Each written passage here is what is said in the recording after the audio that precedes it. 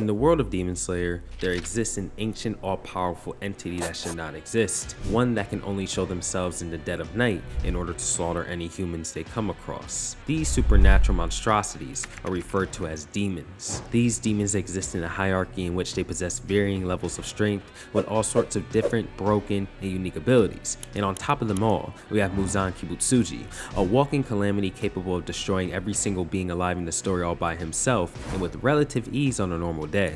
But there's one man that even the king of demons fears himself. A man that is so powerful that Muzan would dedicate many years to simply hiding from his presence until the day that he would pass away from old age. And even after that, would pursue all potential heroes of his fighting style in order to completely eradicate any and all traces of this man from history. This man is Yoriichi Tsugikuni, the sun given human form. A man who cannot do anything but simply move forward as all those around him reach up toward him in his strength. Yoriichi Tsugikuni serves as one of the greatest depictions of the strongest. In this video, we'll be exploring his strength, what makes him so powerful, and all of the abilities that he possesses, just to give you guys an understanding of how far above the cast he truly is. With that said, if you enjoy content such as this, don't forget to leave a like and subscribe, and now, let's get into it. Unlike most Demon Slayers who receive the mark in life or death situations where they would be faced with an overwhelming opponent, Yoriichi Tsugikuni was born with the Demon Slayer mark, access to the transparent world, and the selfless state, while also being given swordsmanship talent far above anything ever seen. He was a miracle given form, being able to defeat grown adults as a child. As he would grow and flourish as a combatant, he would eventually become the legendary Demon Slayer of the Sengoku Era, and the man who had invented the concept of breathing styles and bestowed them upon the Demon Slayer corp. But of course, we all know that this reputation would be tarnished the moment that he would come across Muzan Kibutsuji himself, crush him in battle, but fail to completely take his life. This, combined with his brother Michikatsu taking Muzan's hand and becoming a demon himself, would bring him great shame and exile from the Demon Slaying Corp. All of these events would cause him to believe that his sole purpose in life was to defeat Muzan, and he failed. Tragically, he would spend the rest of his life searching for Muzan, and at the very end pass away from old age while being in the middle of a fight against his brother Kokushibou. Keep in mind, Yoriichi would have easily beheaded the demon had it not been his time yet. With that said, let's get into his stats so I can show you that this guy doesn't even belong in this show.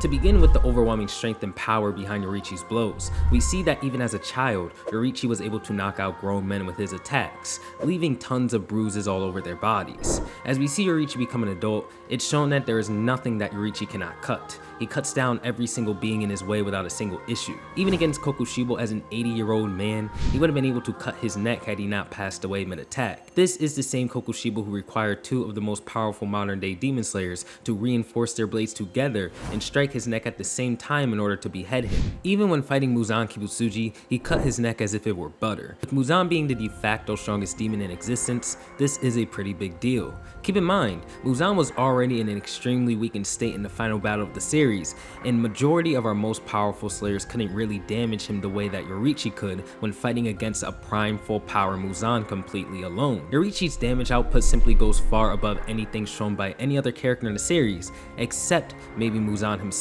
When it comes to speed, the same thing applies. Yoriichi just simply has a higher level of speed than the entire cast, and is probably faster than the entire cast combined. Here's a very easy way to display how fast Yoriichi is compared to every character in the story. In the final battle against Muzan, Muzan will be able to keep up with and hold off multiple Hashira level demon slayers all by himself, and without any trouble until the drug created by Shinobu and Tamayo would take effect.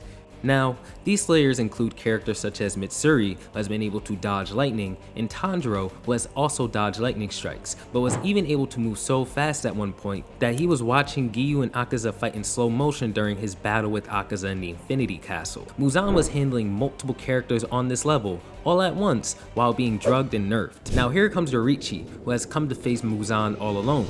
They begin their fight with Yoriichi dodging Muzan's attacks, but before you know it, he ends up completely blitzing and one-shotting the King of Demons before he realized it. Yoriichi was able to speed blitz the same character who was able to keep up with all of the strongest modern characters at once.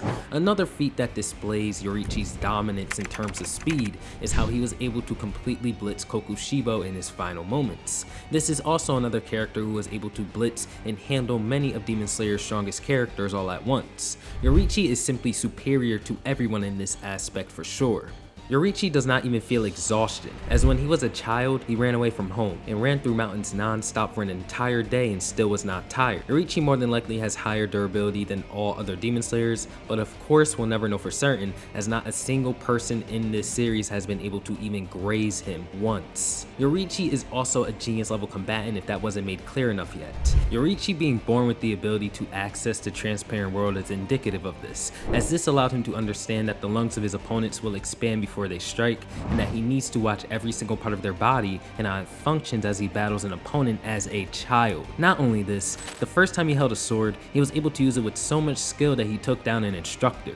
Yoriichi was also the man who created the breathing styles in the first place, and modified the breathing styles in ways that can suit many different individuals to the best of their abilities. It's really insane how far his intelligence alone took the world of Demon Slayer. Even when fighting Muzan, he instantly surmised his win condition and generated a new form on the spot that would grant him victory. It's almost as if he is fate given form with how he just always knows what to do. On top of all of these stats, Yoriichi has access to two critical things that allow him to stand with the best, although I'm sure he'd still be the strongest without them. First, he has the transparent world.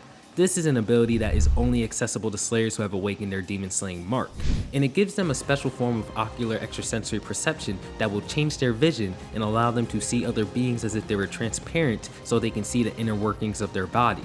This typically allows the slayer to predict and evade their opponent's attacks, as well as find openings for their own attacks. There are only 7 characters in the series who can utilize this, and of course, Yoriichi is one.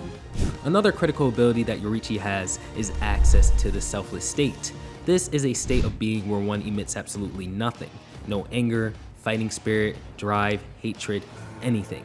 This typically renders it impossible for demons to even detect their human opponents, giving Yoriichi another massive edge over a lot of the cast. Yoriichi can willingly enter this state. Lastly, there are many breathing styles in the series, but one reigns supreme, which is the sun breathing style. This breathing style is the first of them all and was unusable by majority of slayers. Hence is why Yoriichi would go on to help create all of the other breathing forms. It's said by those who have witnessed it that the forms behind this technique are so beautiful and breathtaking that it makes Yoriichi appear more like a spirit than a man. It reigns absolutely supreme. There are 13 different forms behind this style that grants its user supreme flexibility and the ability to take down any opponent, granted they have the skill to utilize it to its full potential. Yoriichi, with this breathing style, was able to become the greatest swordsman that's ever lived.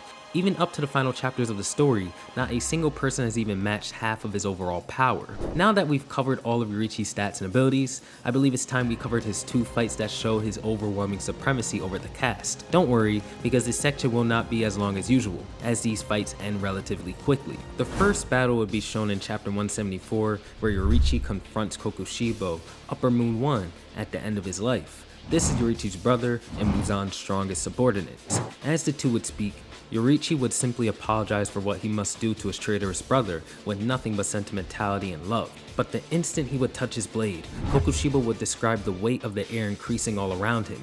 There was no opening in his stance. The moment Kokushibou went to draw his blade, his neck had already been cut. He stood no chance. As Kokushibou processes the blow that's been dealt to him, he begins to think about how Yoriichi had always been outside the laws of the world, receiving the favor of the gods upon himself alone. He was certain that he was going to die no matter what, but Yoriichi would slump over while standing upright, passing away from old age. The second battle that shows the dominance that Yoriichi has had over Demon Slayer lies within chapter 187. This is where Yoriichi and Muzan simply come across one another by chance. The battle begins with Muzan saying he's no longer interested in slayers who can use breaths, underestimating the all-powerful Demon Slayer. As Muzan strikes, Yoriichi is able to dodge all of his attacks while acknowledging that his life will be at risk if Muzan is even able to graze him. But he sees it. Yoriichi accesses the see-through world and sees that Muzan has 7 hearts and 5 brains, and the instant that this is acknowledged, he creates a new technique on the spot, the 13th perfected form. This attack, slicing all 7 hearts and 5 brains at once, instantly crushing the King of Demons. As Yoriichi stands over his defeated foe, he goes in to finish him off, but Muzan was able to explode his body into 1,800 different pieces of flesh and escape, as Yoriichi was only able to cut 1,500 on the spot. Although Yoriichi had failed to put down Muzan for good, he was still able to defeat even him with relative ease. These two fights only reinforce that this man was a force of nature. With that said, I think it's clear where Yoriichi lies in terms of strength. He's simply unbeatable. Against all pillars at once, he wins easily. Against all demons in the series at once, he wins easily. Except for maybe a very special character that'll probably get the next video. If I had to place him anywhere, he's the definitive #1 character in the series. Thank you guys so much for watching the video as always, and I'll catch you all in the next one. Peace out.